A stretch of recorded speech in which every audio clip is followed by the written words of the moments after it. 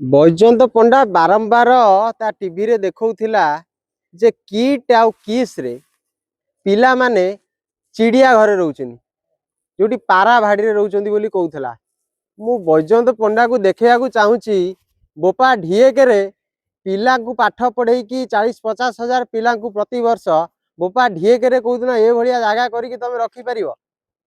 काकू 5 टंका जति दउच तम डायरी रे मेंटेन करी लिखुथबो आ एठी जेतबेले जने व्यक्ति लक्ष लक्ष पिलांकर भविष्यत को से सजाड़ुची तांकू आदिवासी पिलांकु आनिकी उन्नति दिगरे एठी पाठ पढ़े बड़ मनीष कराउची तमर ईर्षारे तमे जळुच जा हो धन्यवाद बोपा ढीएक रे कोदिन एमतिया जिनस तो तमे करि पारियो बोली भाबी नथबो। आमे किंतु देखै दउछु जे हमर अच्युत सार कोन करछ।